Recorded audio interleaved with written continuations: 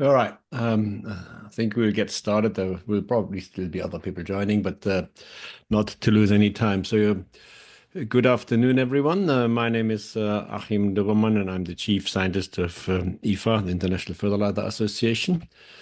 And I welcome you to our webinar today. We have about an hour time, and our topic is fertilizer use and farm level insights from Agri Benchmark. So I'm very pleased to have two speakers with us here today. One is 𝐤𝐻𝐫, the Managing Director of Agri Benchmark, and then 𝐸𝐚𝐫𝐸, Strategy Projects Lead of Agri Benchmark.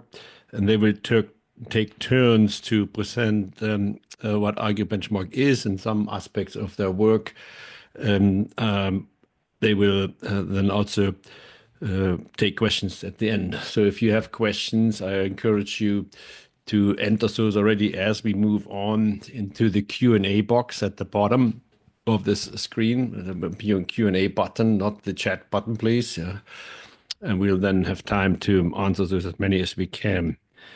The only other introduction I want to give is that in IFA, we have a strong interest and also responsibility to provide information to our members and the public as a whole on anything that is related to fertilizer, from the production to the use.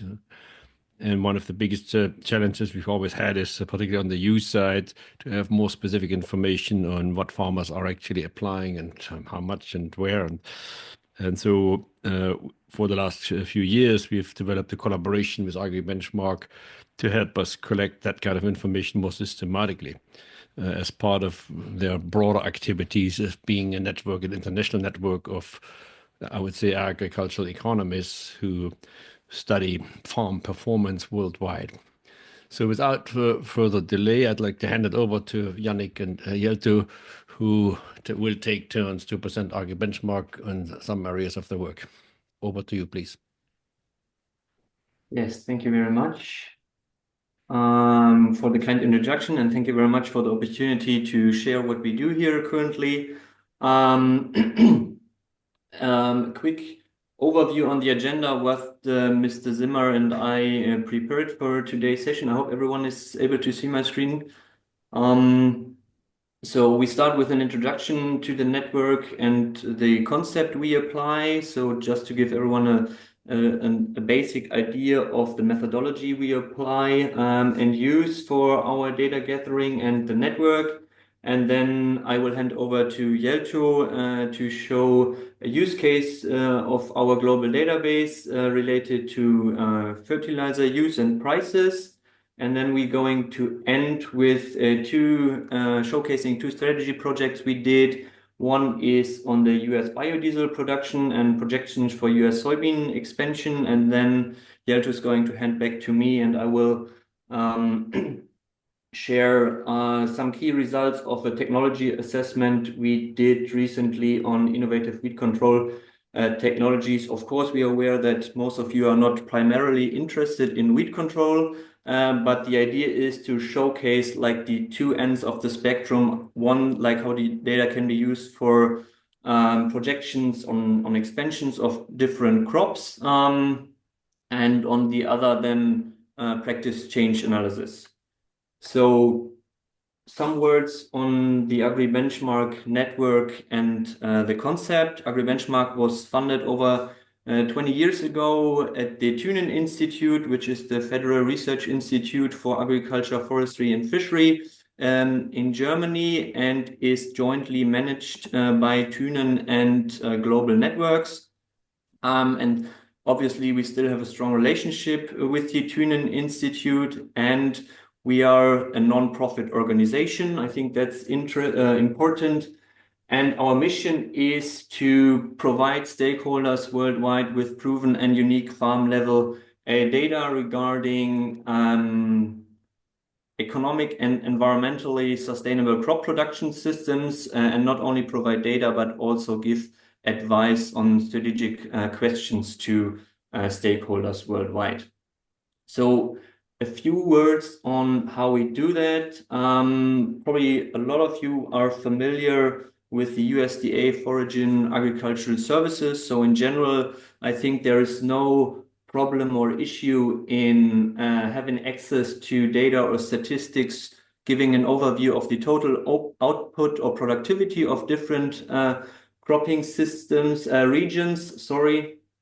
However, it gets more complicated if the objective is to compare farm economics and production systems globally. Most of the time, there will be studies focusing on regional or national production system and practices.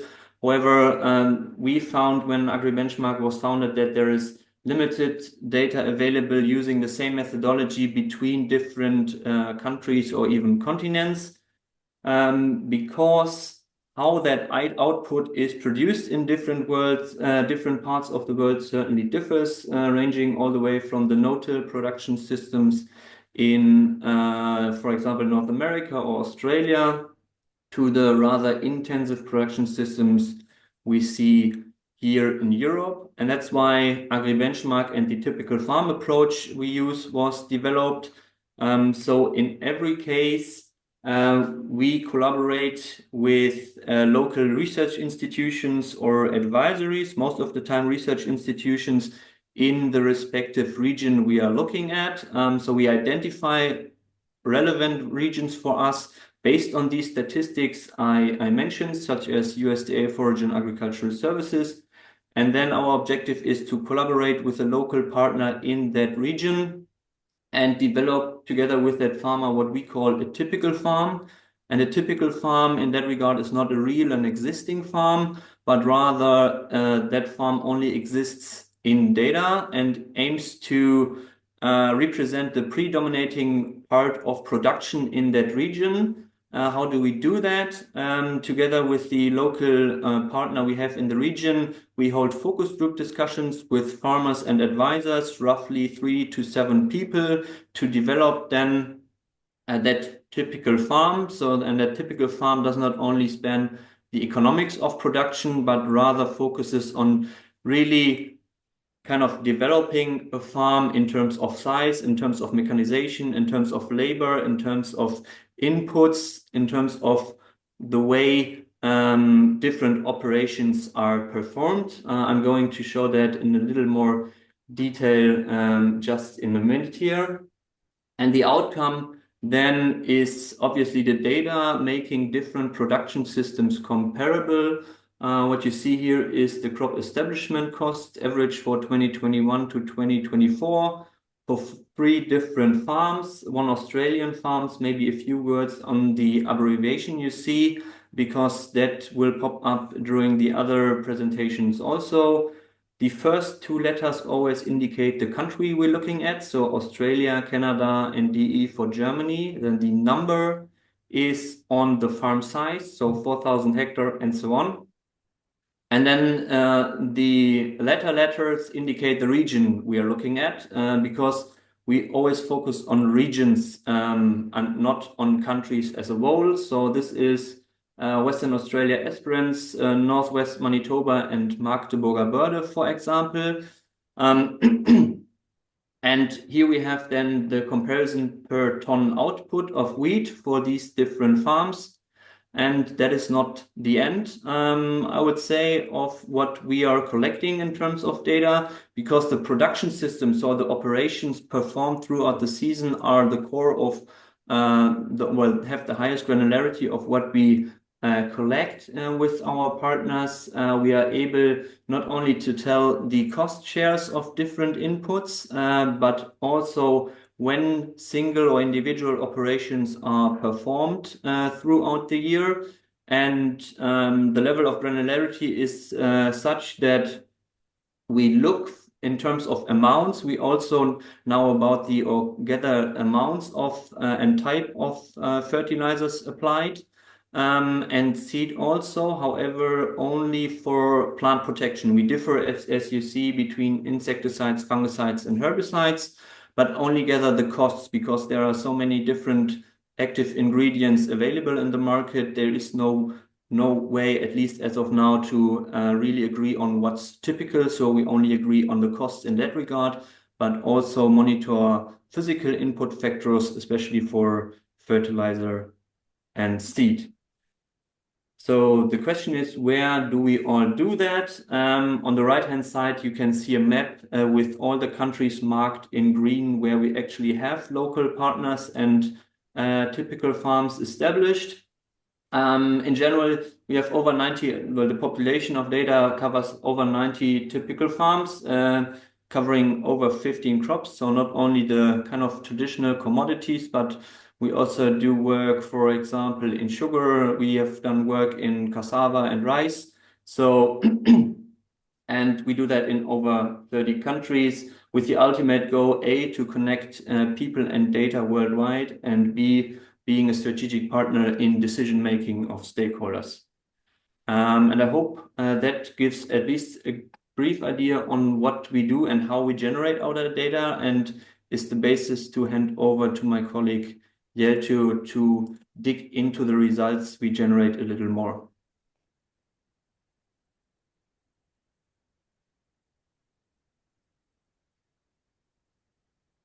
Yeah, also from my side, a very warm welcome and thanks for your interest in the work we do. My position is now to showcase a few examples of data that we generate. So the first one is, oh wait a moment, I need to put that bigger. So the first one is what I did here. I looked at fertilizer cost in corn, wheat, and rapeseed for selected typical farms in France, Argentina, Australia, Germany, Ukraine, and UK. And what you see here is the spendings of typical farms in US dollar per hectare in 2024. As you all know, in 2024, we still had relatively high fertilizer prices. So in previous years before the crisis, these figures would have looked different. And what and here I listed the individual farms, which Yannick just explained, the nomenclature for that. And what you can see is we have what is particular from this finding is that a lot of farms have no K input in these crops at least.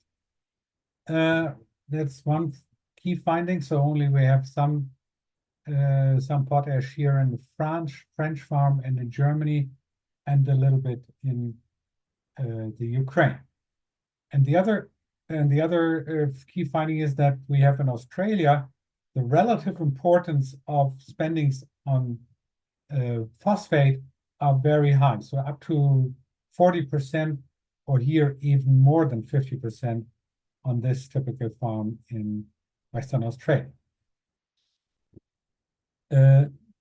Moving forward, I did the same analysis, but now included all the crops. So as you probably know, in France, there would be also including sugar beets, there would be some legumes and so forth. Also in Australia, we have legumes and so forth. And you can see that the finding from the key crops can be replicated. So also including the entire rotation, no K input in Argentina and Australia, and very little in the Ukraine and the UK. And the other finding is that the German farms have the highest. Yeah? Sorry, at least I only see the average fertilizer cost corn, wheat, rapeseed selected farms. Oh. Yes, so it hasn't moved, and I also think it's not in presentation mode anymore. It is.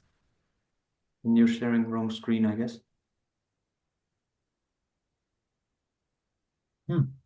So maybe start reshare again. Yeah.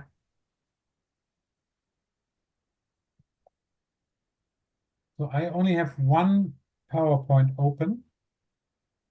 Okay.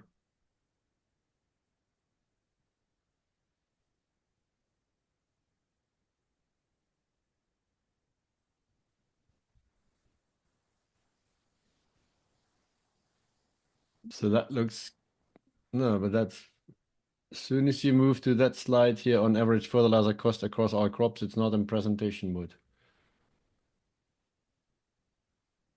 You have to maybe click down there again at the full screen. Is it now correct? No. Oh, What is that?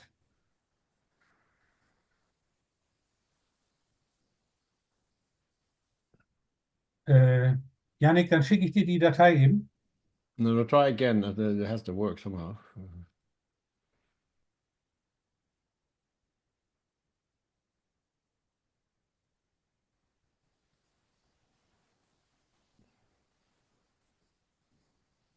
That's now, yes. Now it's good?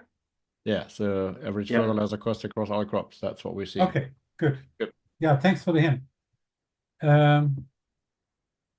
Yeah, and then of course you can see that Germany has the highest fertilizer cost, mainly due to spendings in P and K. My other example here is looking into corn. Here I used the key corn producing countries in our networks for Argentina, Brazil, Canada, and US. And again, I used all the typical farms and created an average across these typical farms, simple average. And what you can see here is that in corn, fertilizer cost is key across the board, so irrespective of the different systems.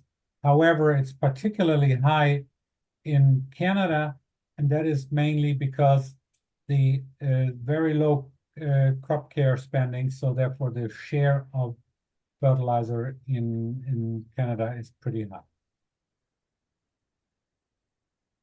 Another use of our data is what we did. We calculated the average farm gate prices for, here in this case, nitrogen, and compared that to the international quotes which we generate from World Bank. And what you can see is no big surprise. I mean, it's not to say that this is surprising, but you can see that we have a massive gap between the official quotes from the World Bank and our farm gate prices. So that, and this has narrowed a little bit in 2019, but then widened in 2020, and also pretty wide also in 2024. However, when you do the same in relative terms, you can see that in recent years, the share is relatively low.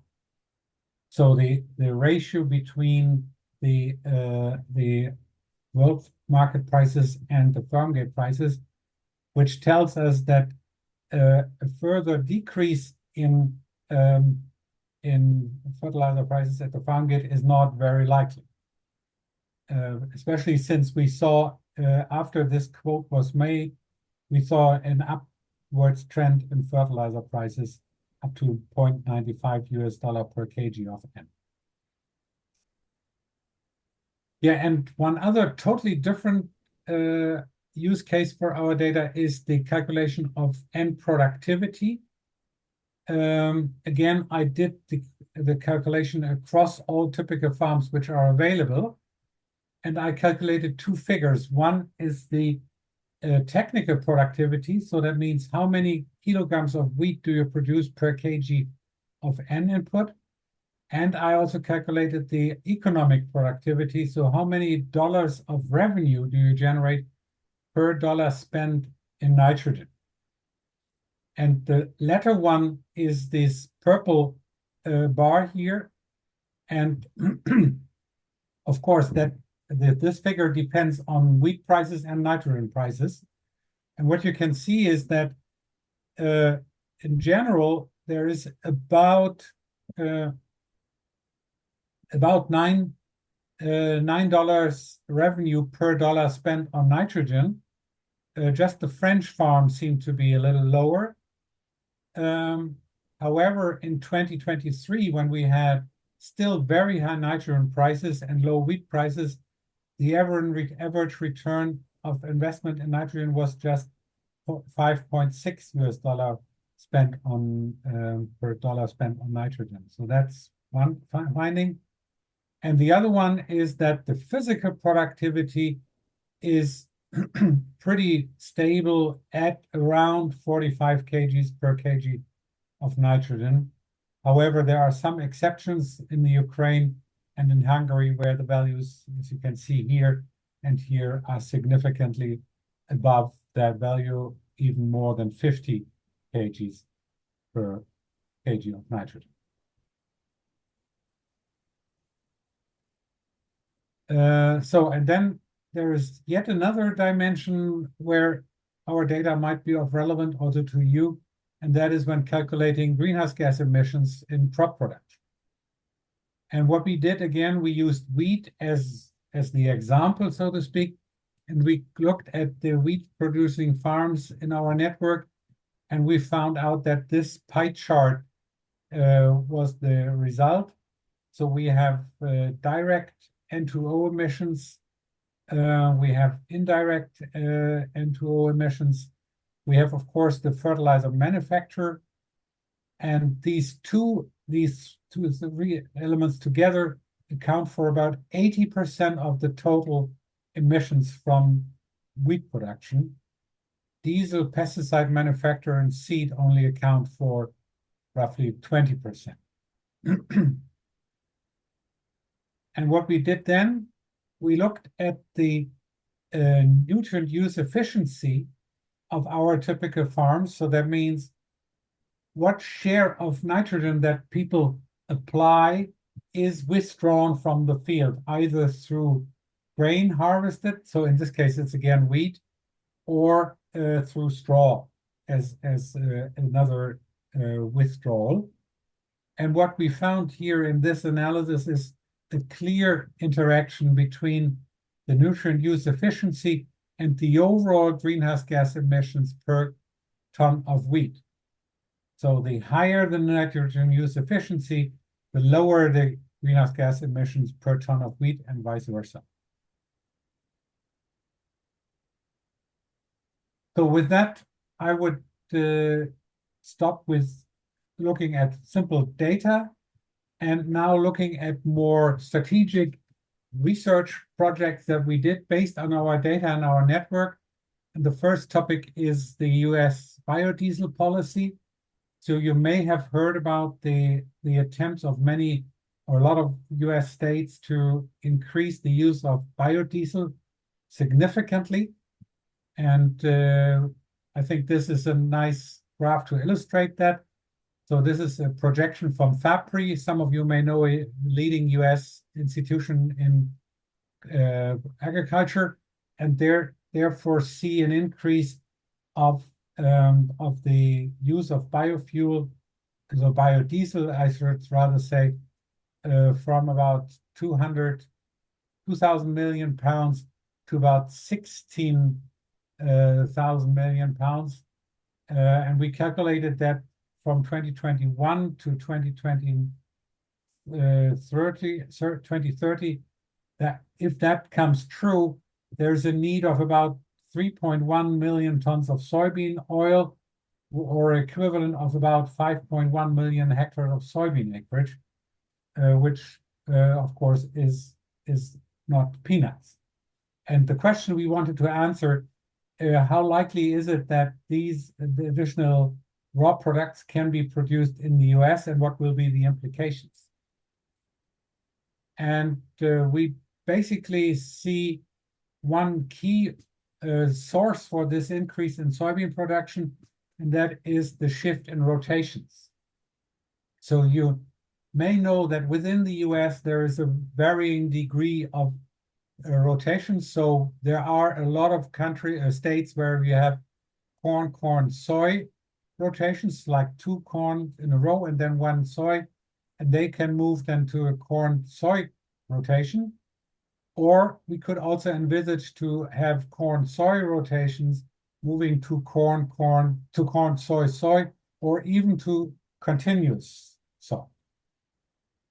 However, this shift most likely will come at a cost, and therefore we looked at the agronomic assumptions behind it, and considering existing literature, we found out that moving to corn, soy rotations would lead to a 6% reduction in soybean yield in the second year of soy because of the increased pest pressure. And We even found another 10% reduction in soybean yields for continuous soy because of this increased pest pressure. And so the question is, how much of a price increase do farmers need to experience in order to make that shift happen and to overcompensate for the losses associated with this change in rotations? And we used two typical farms in the US. One is in Iowa US 700 IA. And here you can see that we calculated the return to land for different rotations, right?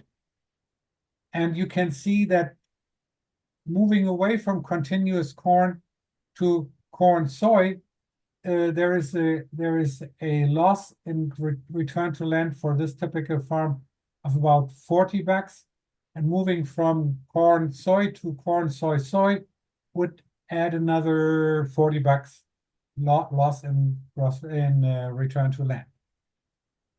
And so we conclude that there is a need of 6% increase in soybean prices in order to make this farm move from this to this rotation, and a 20% increase to move from this rotation to the corn soy rotation. A similar but still different picture is for the typical farm in Indiana. Here we need 8% increase in soybean prices to make the corn soy rotation preferable, and a 25% increase in prices against previous levels to move to a continuous soy rotation. So much more expensive, so much stronger in price increase is needed.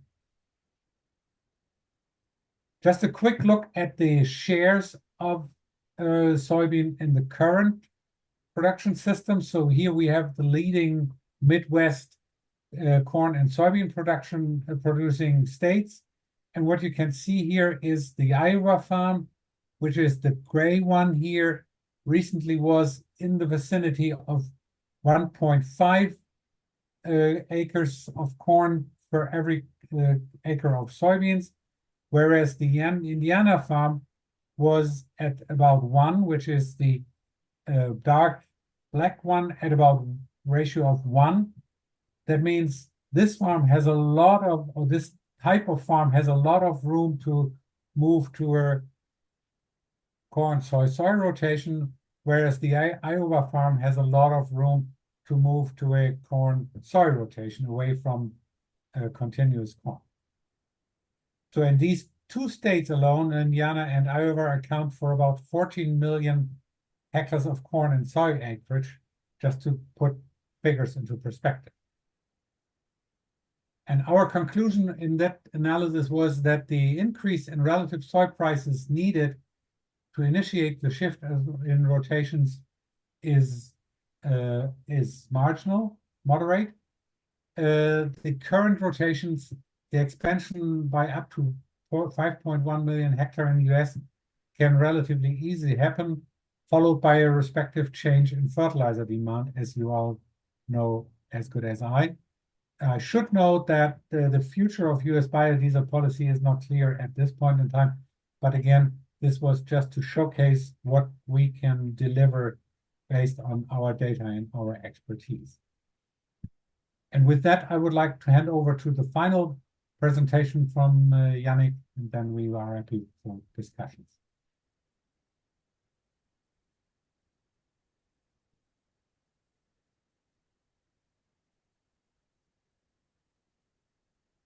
Yes, thank you very much, Jelto.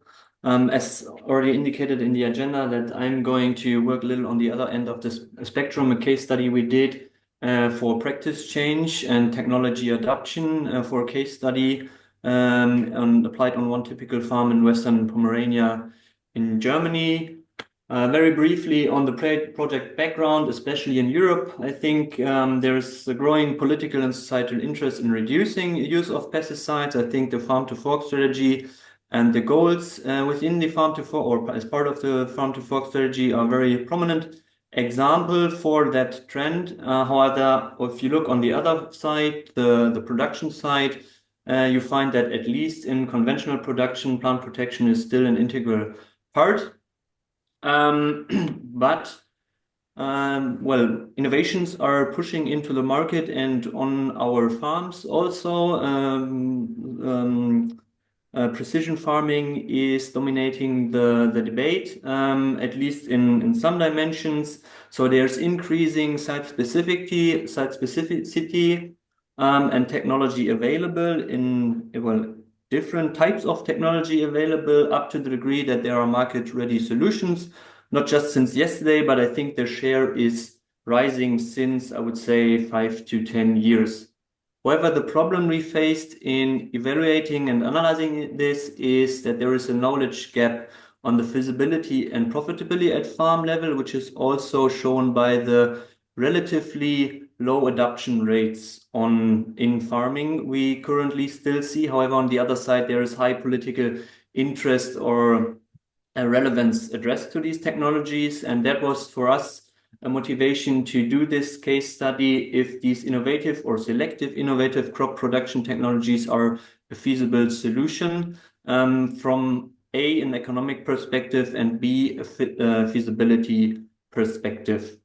Just to give some background information on the case study region we are operating in. So Western Pomerania is an intensive crop production system in northeastern Germany, dominated by large-scale farming, mainly conservation tillage, around 550 millimeters of annual precipitation with the risk of early summer droughts. The farm size, as you can see, is also reflected in our typical farm with a size of 1,100 hectares.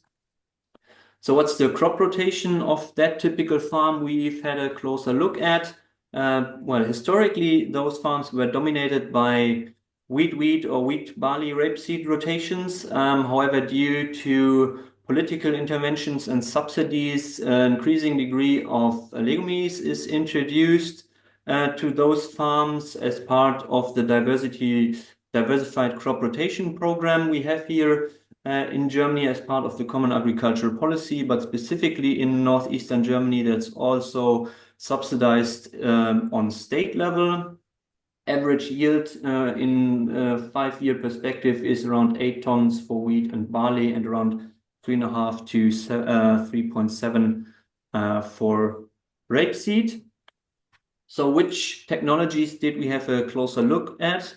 So precondition was that this technology in general has the capacity to fulfill the needs of such large farms, and the reference system always was the status quo, so broadcast application. And we have had a closer look on the combination of bench spraying application and mechanical weed control with a hoe. Offline spot spraying, so a drone scans the field, generates a site-specific application map, and with single nozzle treatment, the broadcast sprayer only sprays the spots where the drone detected weeds to be treated. And then last but not least, online spot spraying. So the cameras are attached directly to the boom. The data is processed on the go. And again, only spots with weeds are treated. Of course, you have to do assumptions or gather data on the costs and purchase prices of these different technologies. So just to give you an idea, the sprayer itself is around 175,000 euros end customer price. Hoe is around 70,000 euros. Then the contractor service for the drone mapping for per hectare per flight, they are at around 7 to 12, in some cases even higher costs, but we calculated here with 12 euros the hectare. And then the smart attachment of the spot spraying, so the camera and the intelligence you give to the machine comes at 250,000 euros. All the machines can run at the same capacity of 14 hectares per hour, given the field structure and farm size, as well as field farm distances. Hoe is at 2.7 hectares. However, to do that assumption or assessment, it's important to do two things. As I said in my introductory presentation, we typically only gather data on the costs of plant protection in terms of, or separate by herbicides, insecticides, and fungicides. But obviously, to do such an analysis, it is key to have a good idea or know about the active ingredients used. So is it foliar active or is it soil active ingredients? Because obviously, if it's a soil active ingredient, it does not qualify for site-specific treatment if ceteris paribus is assumed. So, and second is that you need to make assumptions on the potential herbicide savings in the regions or in the analyzed region. And we did that in collaboration with local advisory service and the local research institutions, as well as especially on the herbicide savings. We also had a in-depth look in available literature of recent years. One caveat in this analysis or limitation of spot spraying is that spot spraying, as of now at least, is only available in row crops. So in the case study farm, we're looking at that as true for legumes, corn silage, and rapeseed. And in the result part, it's important to know that the additional costs were only allocated to the respective costs. Looking at the results, these are the farm level results, including all crops on a euro per hectare average based on weighted shares, just to give one basic number for the farm average. However, we also did crop specific analysis. However, that would have taken too much time to go through the individual crops, but I can tell you that the effect, especially due to the different products or active ingredients used, differ on crop level. The only technology with the given assumptions that broke even was the broadcast, the offline spot spraying application, the highest cost with around 13 euros per hectare more were detected or found in online spot spraying. And we included an additional break-even calculation. And if we assume that we equally split the additional savings required to break even, that results in an additional 7% reduction in herbicide cost and 29% decrease in annual machinery costs. So that shows us that obviously there is potential, but just purely looking on the economics, only the offline spot spraying is well breaking even or competitive, even though we are in a range of more or less between 123 and 140 euros per hectare. So it's not completely a different atmosphere or sphere we're entering with these technologies. However, the economics of such a technology are only the one part, right? Feasibility is also important, and feasibility in that regard can only be analyzed regionally. Because of, and that was already included in the economic analysis, because of regional weed pressure, but also especially that is true for hoeing in terms of workability and soil compaction risk. And if we look on the reference scenario showing the wheel load carrying capacity of spraying, we see that in early spring already, so the orange line is the wheel load at the rear axle, taking the combination of the tractor pulling the sprayer and the sprayer itself into account, exceeds actually the wheel load carrying capacity of the soil. So we use a regional model taking regional weather into account for a 9-year horizon. And regional soil characteristics. I think that's important to mention. So again, or also already in the reference scenario, there's the likeliness of soil compaction in the tram lines in spraying in early spring. Same can be seen for hoeing, however, not at the same level.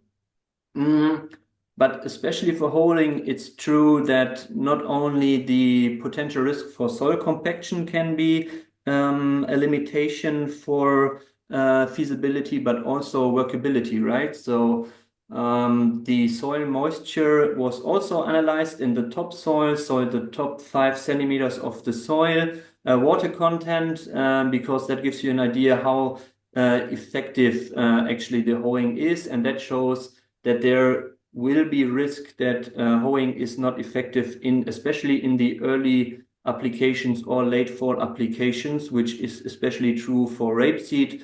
But as you saw in the diagram of crop shares, rapeseed is the one crop that accounts for the major share of row crops on that typical farm. So certainly that is a risk for that, or for such a farm, if it would adapt to this type of technology. Yes. So what are the take-home messages of this overview? I think there is considerable technological potential, since literature shows saving rates of over 50% for individual crops. However, it comes as a cost, as we also saw at the farm level. And currently, at least, the share of row crops is key for economic competitiveness. So that requires or calls for additional case studies in different regions, or an analysis where we have a closer, or one would have a closer look on change in rotations, for example, including sugar beets in that crop rotation. And obviously, the herbicide costs also play a significant role when doing such an economic analysis. Feasibility in general is given for all crops if we take into account that there is a risk of soil compaction in early spring in the tram lines, and the risk of late autumn hoeing. However, since we use that split approach, the farmer would still have the option to use the broadcast application as fallback. Also important, I think, as take-home messages is that obviously the study has some critical parameters to be taken into account when looking at the data. As I already said, or the results, as I already said, we did not analyze change in strategy. So not in change in strategy in terms of rotation change, and not a change in strategy in terms of a substantial change of the active ingredients used and applied. Change in costs obviously has a significant, or would have a significant influence, especially looking at the technology costs.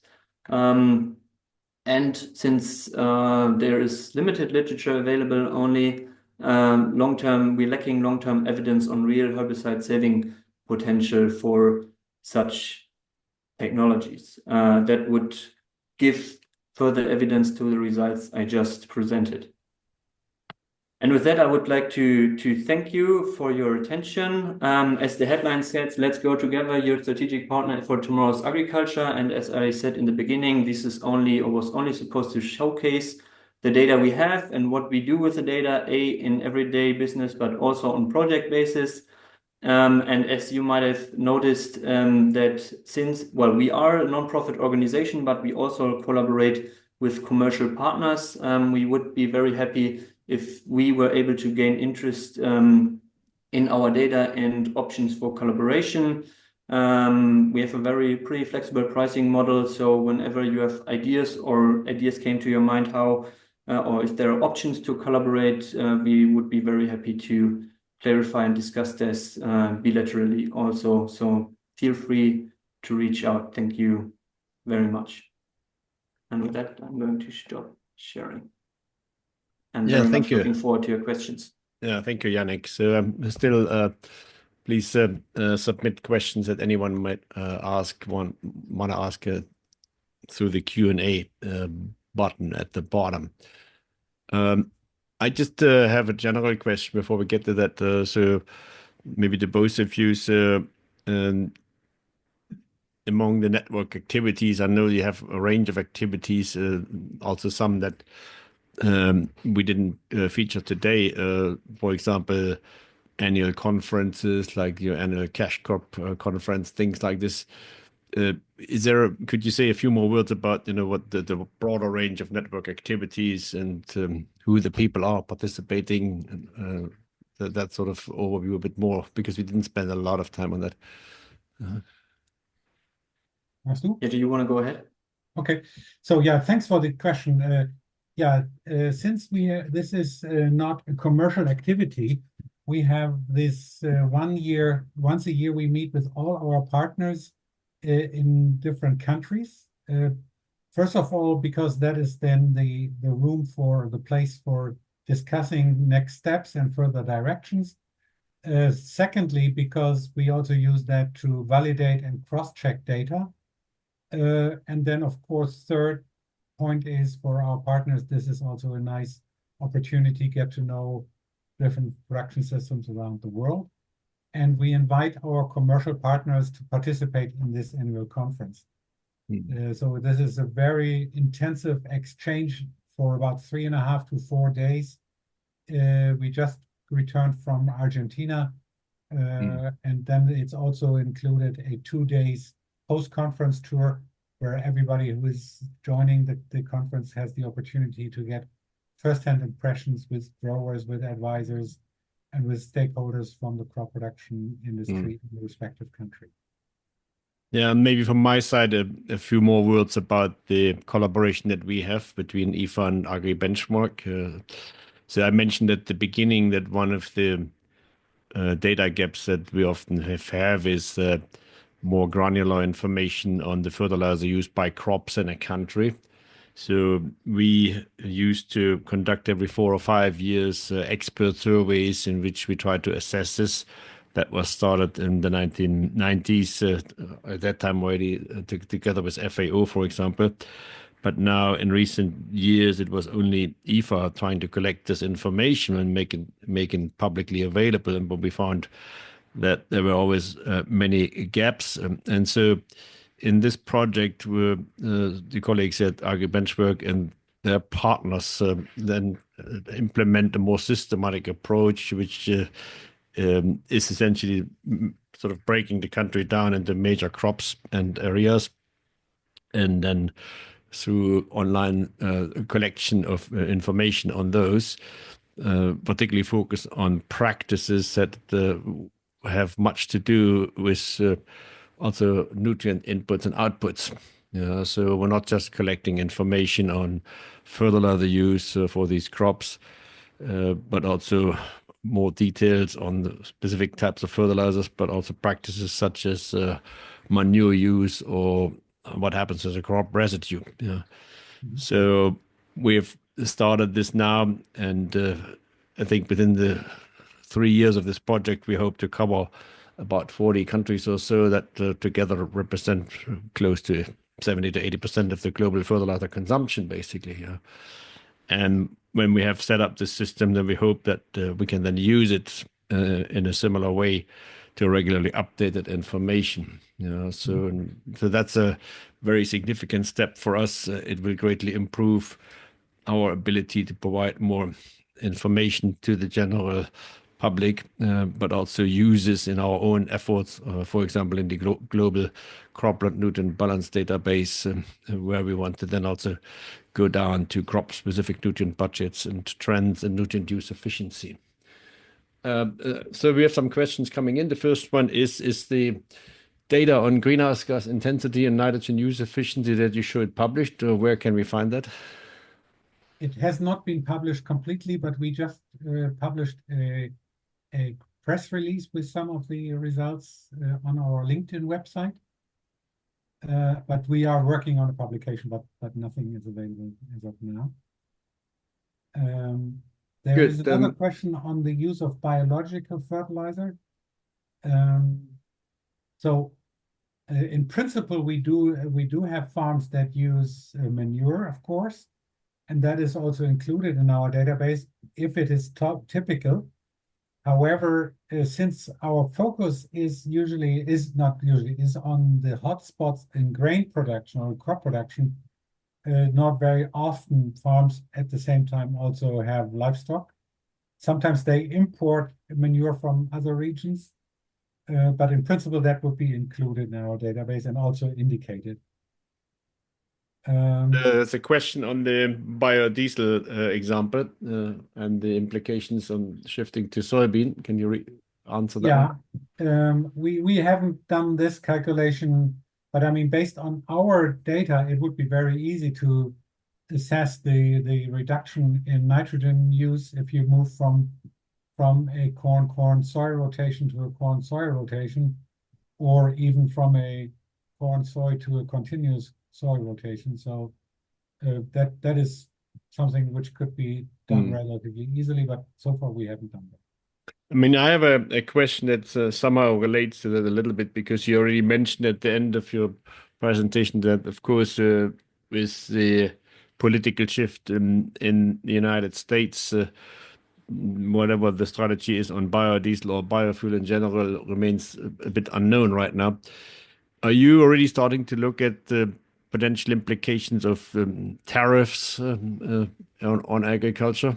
So, what, for example, the implications of tariffs on food exports or corn and soybean exports to China or whatever, and what sort of implications it would have then for farmers in the United States and vice versa. So the sort of global implications of a potential sort of trade war that may be emerging. Is that something that you're interested in already? To a certain degree, yes. So, for instance, we did a forecast for 2025 season in our annual conference, and we used the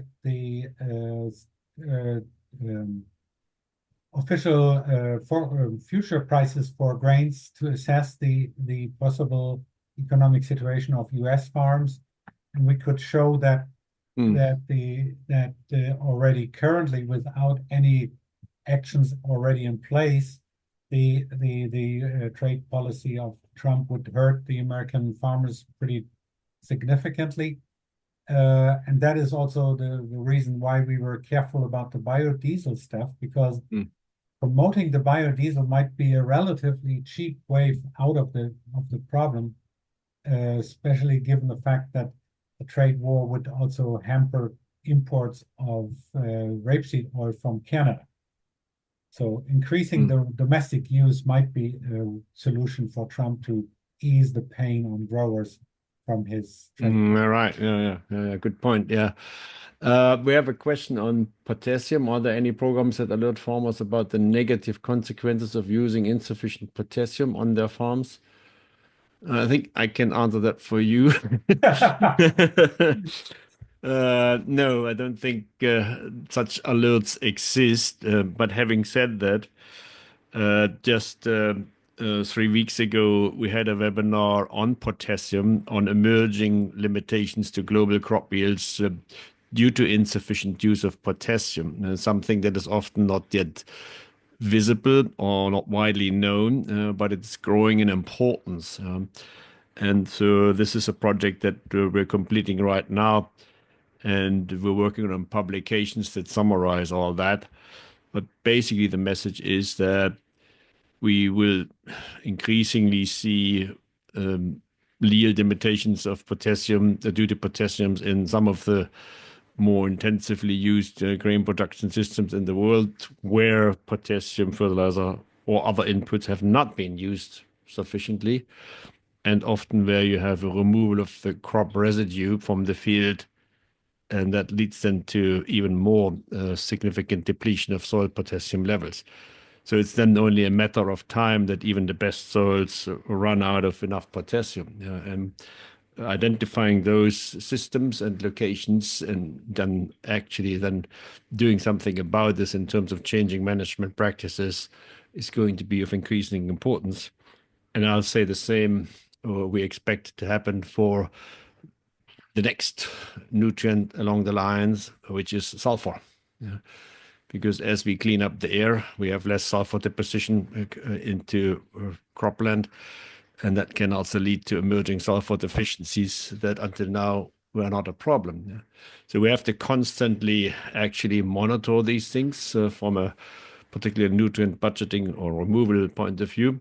And if we see situations where things become a limitation, then of course we need to have the necessary alerts in those regions in particular.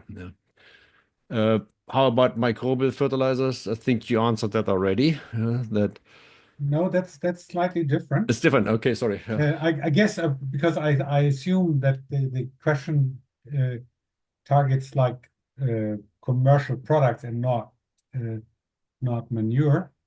And the problem is that we only reflect what is typical. That means that the majority of farmers, commercial farms in a given region are applying those products.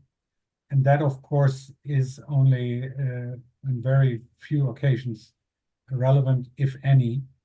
But what we do from time to time is we do case studies also for farming systems which are not typical, but which for whatever reasons are interesting. So, we do have, especially in Brazil, biologicals are very widely used, and we would be more than happy to consider a case study on the use of biologicals also in the fertilizer program. Yeah, I think as that of now, it's not in our data. But I think it is of growing importance to study this. I mean, in many ways, as you mentioned, we have a very large, diverse range of products entering the market, with different types of biostimulants, including liquid products, but also microbial products and any of those. I think in Brazil alone, about 600 of these different products are on the market already, you know. Yeah. And it's similar in other countries. The question here is about the collaboration we have on fertilizer used by crops and regional averages, nutrient applications per hectare. When is this database expected to be available? So maybe I can answer that quickly. So we go in stages there. So in the first round, I think, if I remember correctly, we have 7 countries, right? Is it 7? The very initial state was 7, yeah, but now the next one is like 18 or... In the second is more, yeah. So the way we'll make this available, so first of all, this will always be by country, so not by regions, but by country. But then within countries, we have sort of the major cropping regions. And we expect that every time we have a set completed, so the first set of 7, there will be a report summarizing that. And I think we'll, through IFA, make this available by country, basically. I don't know exactly yet how, but maybe like a country fact sheet with the main results. And then gradually, this data will also be incorporated in our global fertilizer used by crops in country database. And through that, then also become available and used also in other applications like the global crop-plant nutrient balance. So, but I expect that the first round of countries, those 7, in the next few months, we'll make that information available. Good. Yeah, I don't see any other questions at this point. And our time is actually up too, so we've done very well in terms of managing this time. IFA webinars are recorded and will be made available. So if you want to watch it again, you can do this or share it also with others. Other than that, I'd like to thank everybody for joining us today.